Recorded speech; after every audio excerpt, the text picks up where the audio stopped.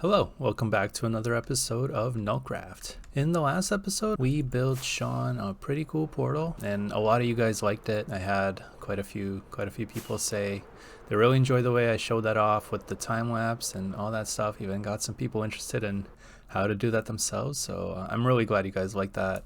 And I was a little overwhelmed by the responses so far on the episodes. Didn't expect nearly as many people to watch it, and for my second video it's quite a lot, and for my first one too. So thank you guys so much again, and I'm really glad you're enjoying it so far. Today, this episode, we're going to be working on a couple of things. So the main thing is this thing right over here, the perimeter.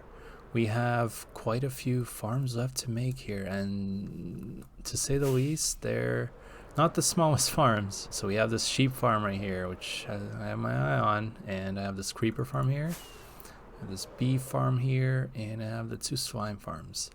So the two slime farms, they're pretty straightforward. I think I have all the materials here. Let me check.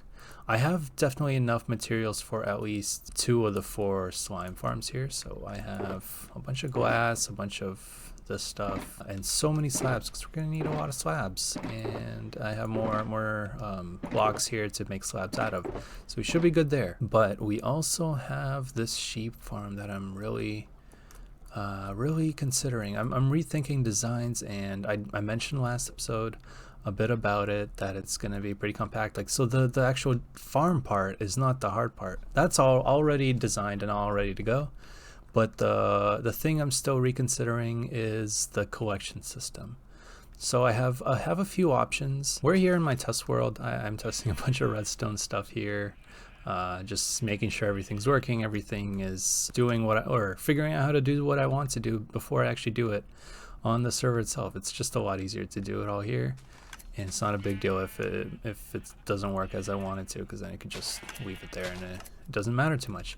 So this is a basic sheep farm right here. This is a little different than what we're going for.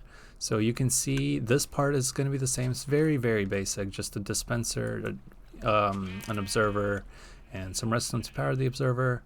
When the sheep eats the grass, the observer senses the change and it dispenses some shears. Oh, spent some shears, and those are actually almost broken. So we got quite a few wool out of that one. And the sheep, yeah, encased in some glass so we can see around. Don't want to be too cruel on them. And you can see kind of the shadow of the entity there. So that is a minecart hopper, and we had to push this grass block with a piston into that into the same spot so it can pick it up.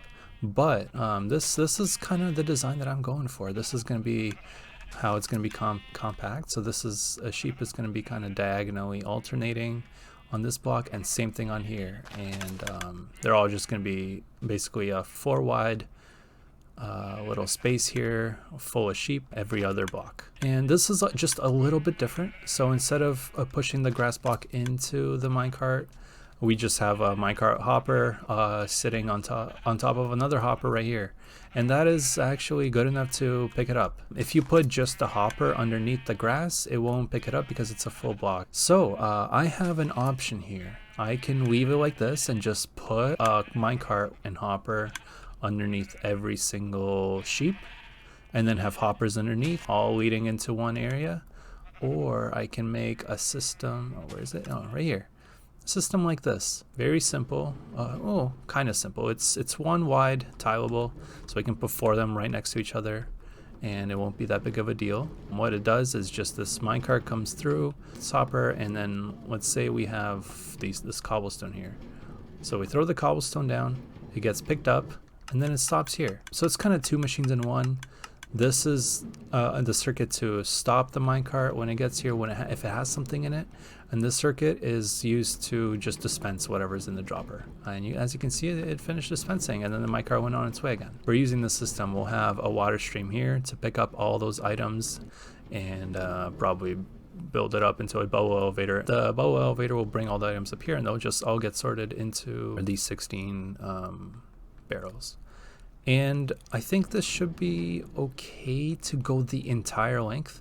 So we're gonna have, I think, 3 by 16, so 48 blocks worth of sheep, and that'll be 4 of them. So if it goes there, and then comes back. I don't think it's gonna have enough different colored wool to block it up, so I think it should pick it up. Oh yeah, I don't think I mentioned there are gonna be 6 sheep of every color, so 96 sheep all in total.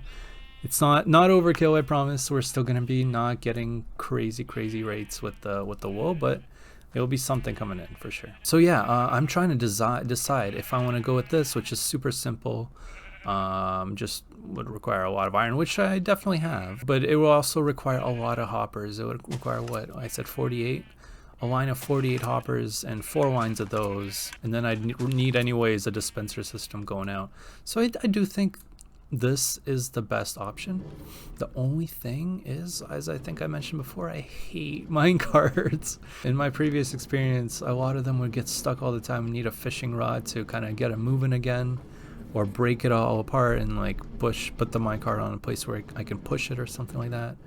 So I'm very hesitant to make another one, but I think if I enclose it correctly, it should be fine. I just got to make sure I enclose it in a way where it would be pretty easy to get it going again without breaking the whole farm apart. So yeah, I think that being said, I think I'm gonna go with this one. Cool, let's go do that. But before we get started, I should actually mention what else I want to do in this episode. So I've been putting off this project for quite a while, and as you can see, the grasses and the flowers are actually starting to grow back here already. It's been so long. It's been quite a few weeks since I've actually touched all of this here, and I guess this past week we haven't had much progress at all in my area. That's kind of my fault. So today we're gonna do a lot of stuff. We're gonna make a lot of progress. It's all gonna look awesome. I've been putting this waterfall off for I think a month now. Yeah, it's gotta be over a month. And as you can see, again, I started it, but it didn't go so well, so I kind of gave up on it for the time being. I moved on to something else back then. But today we're definitely gonna do this. I have a bit of a concept design already for how I want to do all of this. I think I want to leave like one gap open here, and then I want the water to kind of come over here. That doesn't mean it's going to come all the way from over there. We might do it in like steps. So like come down a little, come out, come down a little, come out, and then come all the way down here. And then I've been thinking we're going to kind of extend this out. We're going to dig all of this out a little, and we're going to extend this like extreme out, and maybe we'll like dig out a little bit of this and then make like a little pond here with like underneath a cave kind of thing. Like the shallowest cave in the world, but still a little cave. And then there will be kind of a path, I think. I got to still figure out the pathing of this base and where everything is. But that's also another reason why I'm getting started with the wool farm first. We're gonna have all this colored wool, and then I can finally plan everything out. I'll have different wool surrounding different areas of where all the buildings are gonna be, and then I think in like on a notepad or something, I'll draw out how I want the path wrapping around and through the village. But hopefully everything turns out okay. So yeah, we're gonna do this episode as well. 2 big projects today. This should be fun. I might recruit some help with someone to help me with getting all the sheep into their modules, but the building shouldn't be that bad of the modules themselves. With that being said, let's get right into it. So I was trying to edit down the time lapse for this build, and unfortunately it got deleted by me because I'm not the smartest person in the world. I thought I built it on Saturday, which was the 6th. So I deleted everything that was recorded before the 5th. Or before the 6th, so that including the 5th. And I did record on the 5th, so I don't have any time-lapse footage for this. I'm so sorry for referencing the time-lapse for the rest of the video. Again, I really apologize for that. Hopefully you can avoid these mistakes next time, and I can actually rewatch the replays before I delete them to make sure there's nothing important in there. Alright, enjoy the rest of the video. Welcome back, and let's see if I can get a good angle on it. Oh, we just missed it. It's right there, and it's done. It's completely done. Let's switch to a normal view now. Yep, that's it right there. It's looking pretty cool, and it was actually not that bad to build. The building part was super straightforward. Here, let me turn my, oh, not that. Oh, took a screenshot by accident. Yeah, so the building was really simple. I had to space these out pretty carefully. They power 8 in one way, so like 8 from here and then 8 from there, and then that way all of them are being powered. You can theoretically remove this redstone block and put a regular block and just put a switch on, so then the minecarts aren't always moving, and I could just turn them off if I want to. Maybe help with lag or something. I'm pretty low on wool, so I need it running at all times right now, but maybe in a bit we will change that out. I'll just show you guys quickly how it looks. Okay, so it comes here, stops, this powers it off. The dropper picks up all the items out of the minecart, and then it goes into the dropper, and then the dropper just spits everything out. Let's see if we can catch the dropper again. You can hear them, but you can't see them because it's oh, you saw it right there. And it's actually like running a lot faster than I thought. It's only 6 sheep per color, but it's still producing quite a bit of wool. Like, it's very rare that a minecart will not have anything after making like a full pass and a full pass back. So yeah, pretty cool. Let's see. I AFK'd here for just a little bit, not too long, for maybe about like half an hour or so, or maybe an hour. But yeah, it's doing really well. It's amazing. And also I realized we have these here, I'll show you guys. We have this datapack, this vanilla tweak, the statues 2.8. It's the same one that Hermitcraft uses, and they have item frames on, so you can make the item frames invisible. And I don't know, I think this looks a little better, a little less industrial. So maybe we'll keep it like this. Maybe we'll switch them back on to invisible. It took me embarrassingly long to figure out how to work this, and then I realized there's an eye there, and that tells you how to do it. So yeah, that was a little bit of an embarrassment moment. So yeah, we didn't quite do this on our own. The building part we did. The building part was very, very easy, very straightforward. I did kind of run into like a bit of an issue with grass spreading. So if you look at this sheep right here, this has a grass block underneath it, and then only one right here, and that's it. As opposed to like this, the ones in the middle. This one has a grass block here, a grass block here, and a grass block here. So there's a much bigger chance that grass will grow there than it will here. What I did is put 6 colors in a row, and then I switched to another 6 colors, and then another 6 colors. And then I just continued on, and then so each row I think only has like 4 or 5 colors. Let me do the math there. 4 colors each. Yep, 4 colors each. So then the minecart hopper will never get full of too many different colors. So I noticed when I was AFK there for a little bit, I noticed that these middle colors are producing a lot more than that. And that's because that grass spreading. So I did a bit of research, and apparently grass can spread diagonally. So that's why I put grass over here as well. So now this one will have a grass in front of it, a grass diagonally, and a grass diagonally there. So it should theoretically be producing about as quickly as the other ones, the ones in the middle. This is, I think, working. If we go take a look at all of these, oh, crashed in. It will be a little mismatched because I fixed it later on. So I think it's about even. Oh my gosh. Yeah, it's what, 5 stacks there, 5, oh, like a 6 stack there, but this was, I'm just gonna leave it, I don't even care. Another 5 stacks, almost 6, and then that's, yeah, that was a mismatch, I think. But that's, I don't think that's actually producing more now. I think that's just the difference of when I switched it over, when I fixed it. Yeah, it's fine. It's working good. I'm happy. The hardest part was definitely moving all the sheep over in there, and I once again rediscovered how actually frustrating it is to work with sheep. Thankfully though, we did get some help. Medieval Unicorn, she stopped by and helped me with quite a few sheep, so very grateful for that. I would have definitely lost my mind if I had to do it all by myself. But now that that's all done, we can move on to something else. Also, I think the lighting actually does help with the grass spreading too, so I think at night it should be just as efficient. We're moving on to this, and we're finally gonna do this. This is gonna, yeah, I have a good idea of how I want this all to look, and I'm thinking all of this might need to be removed, like all the way.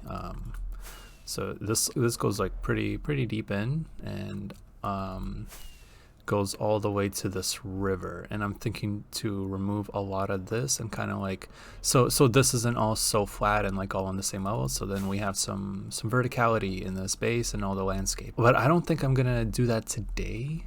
I think I'm gonna just today focus on this waterfall and just like making this cliff look a little better. Maybe we'll touch on a little bit of this, and then extending this waterfall and this water stream out into like a bit of a lake here, and that will be just a temporary thing. Maybe also, yeah, for sure, a bit up here. We're gonna make it all look really nice with some trees, and maybe some trees here. I'm still not sure about this part, but I know what I want down there. And yeah, so that's gonna look pretty cool. So we'll see what we get done with, and I guess we'll be updated as soon as this time lapse is done. So enjoy.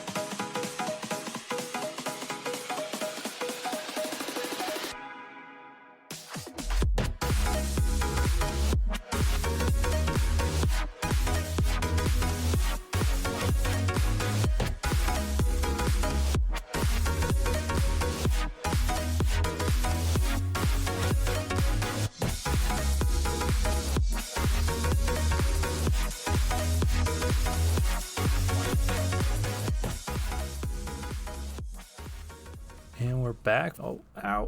I crashed into something, and I'm so glad I didn't die. Oh god, where am I? Oh, there I am. Yeah. Okay, let me get out of this and actually see where I'm going. Yeah, this was great. I had this plan for quite a while, and I'm so glad to finally have done it. And I quite like how it turned out. I think there's just maybe a few more things to fix up in that stone. Like this is looking a little flat over here, so maybe we can change that a little bit. These bushes are a little bit uniform, like there's one here, one here, one here, one here, like in each corner, but that's also not the worst thing either. But yeah, this was super fun to do. It was a lot faster than I thought it would be, but that's also kind of skipped on this part. I should really extend all the stone out, and eventually this stone, this whole middle part of this hill will wrap all the way around and be in stone, and like I'll texturize this. I'll make this a little cooler to look at. Yeah, like there's just so much landscaping to be done, and one of these days we're gonna have one of those mega landscaping, terraforming episodes for this entire area. But that's after I think I have a few more things to plan out before I do that. So now that I have all that wool, I can start grabbing wool and kind of outlining where I want different builds to go, and then once I have that outlined, let me see. Oh yeah, I have the maps of my area. So once I have that outlined, I'll be able to see it here, and then I can kind of print this out, either print it out or redraw it in like a notebook, and kind of plan out all the terraforming and all that stuff, and like draw out a path, and yeah, maybe do a little bit more planning before we do some mass terraforming. My plan is to kind of expand this way, like build a few more things in this area. I don't want to go too far that way and too far that way, because moving that area for some people. And then I'm gonna definitely expand all the way out here. Like this, I'm gonna smooth out kind of to make this kind of like a lake, and this is like a mini lake from this river, and then this I'll cover up. And yeah, we'll eventually make an exterior for this building. That's gonna be super cool. So I did light this up. I have this glowstone underneath these carpets, and I think it blends in pretty well. It even adds a little bit of texture to this area, so it's not bad. I like this. Actually, I think this is a little much. Maybe if there was like a little smaller grass there, that would be cool. These reeds are good. I might put some string on top so they don't grow super tall, but it's also not looking too bad if they do either. These lily pads are a nice touch, I think, anyways. I don't know if this formation looks good for them, but this is just the first thing I put down, and I thought it looked okay. We got some sea pickles for some lighting in there, and also to look kind of nice. Some kelp in there, some tall seagrass. All this stone is all texture. There's some slabs and some stairs. I don't think actually there are any stairs, but there's some. Oh, there's a stair there. There's some slabs in there, and that actually adds a little more depth. I did use coarse dirt and some sand over here at the bottom to kind of make it look a little different, so it's not all stone or not all just dirt. and I think it looks okay. I think it could have been a little bigger. If it was bigger, I think that depth would stand out a little more and pop a little more and be a little better looking. But oh, this is what I love about the texture pack. Like sometimes you place some leaves and they have these little flowers on them. They're so cool. Yeah, this waterfall, I think I like how it looks. I can't tell for sure if this is my favorite thing in the world or not, but it could be. I have to think on that a little more. So I put all the like a trail of leaves up top. I think they connected a couple bushes on both sides. They do that on both sides. I try to kind of see what I can do with this, like if I want it to be super indented into the cliff or not. I kind of settled in between. It's a little bit like a natural waterfall would be, but not so much so as if it's been running for millions and millions of years. Yeah, so these are the little bushes up here, and then there's a little pond up here too, very similar to that one up there, except for the bottom layer, all it has is just a layer of slabs to give it a little bit more depth again, and a couple of bushes, a couple of reeds. It's all good. It looks okay. I'm happy. I hope you guys like it too, and let me know if you guys have any suggestions for this. I did put some source blocks here and then I let it just go, and then I was expecting to have to play around with this a lot. Like I had like dirt ready to like kind of box it in and guide the water down, and I could remove the dirt and it would stay like that. But no, it did this all on its own, which is speaks to how, I guess, well I designed the layout of it, because the water was the last thing I added in here, and I'm glad it turned out this well. And these farms are cranking out wool like there's no tomorrow. I think I only AFK'd here for a couple of hours today, and it's crazy the rates we're getting already. I might have to kind of get some hoppers, like activatable hoppers, and drag them out and like set up a little station for shulker box stores. But I think that's gonna be way down the line. I'm just gonna do it all manually because I'm lazy. And also, for those of you who wanted Brady in the videos, there he is. He's here. He's on the server right now. And apparently, terracotta is super confusing. Yeah, that's him. That's Brady. I'm sure we'll have him a little more voice of Brady next episode or in the future episodes. We'll see how much he plays and how much opportunity we have for a bit of a collab. So yeah, I'll wrap it up there. Thank you so much for watching, guys. Again, I really appreciate you watching, you sticking around. Second video got a great amount of support as the first one, and again, I'm super grateful for that. I love doing these videos, and I hope to make a lot of cool stuff.